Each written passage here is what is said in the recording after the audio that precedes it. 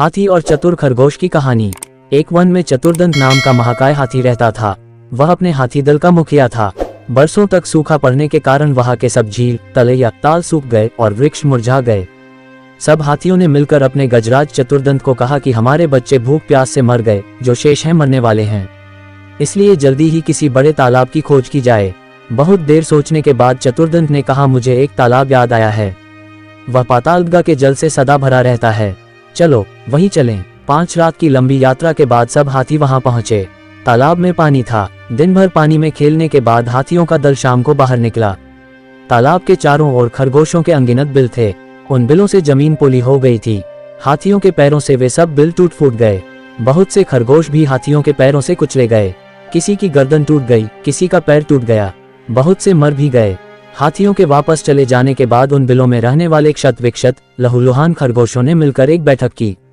उसमें स्वर्गवासी खरगोशों की स्मृति में दुख प्रकट किया गया तथा भविष्य के संकट का उपाय सोचा गया।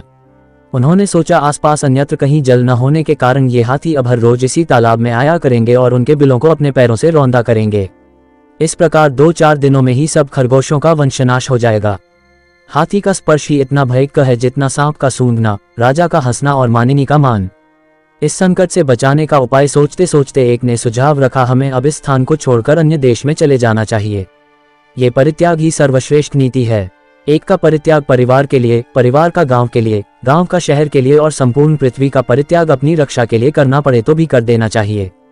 किंतु दूसरे खरगोशों ने कहा, हम तो अपने पिता पितामह की भूमि को न छोड़ेंगे। कुछ ने उपाय सुझाया कि खरगोशों की ओर से एक चतुर दूत हाथियों के दलपति के पास भेजा जाए। वह उससे ये कहे कि चंद्रमा में जो खरगोश बैठा है उसने हाथियों को इस तालाब में आने से मना किया है।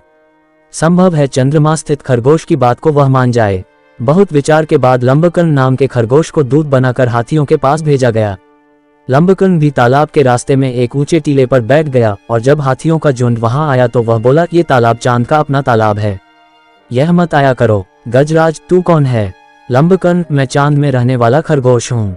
भगवान चंद्र ने मुझे तुम्हारे पास ये कहने के लिए भेजा है कि इस तालाब में तुम मत आया करो। गजराज ने कहा, जिस भगवान चंद्र का तुम संदेश लाए हो वह इस समय कहाँ है? लंबकर्ण, इस समय वह तालाब में है। कल तुमने खरगोशों के बिलों का नाश कर दिया था, आज वे खरगोशों की विनती सुनकर यहाँ आए हैं, उन्हीं ने मुझे तुम्हारे पास भेजा है। गजराज, ऐसा ही है तो मुझे उनके दर्शन करा दो, मैं उन्हें प्रणाम करके वापस चला जाऊंगा। लंबकर्ण अकेले गजराज को लेकर तालाब के किनारे पर ले गया। तालाब में चांद की छाया पड़ रही थी। गजराज ने उसे ही चांद समझकर प्रणाम किया और लौट पड़ा। उस दिन के बाद कभी हाथियों का दल तालाब के किनारे नहीं आया।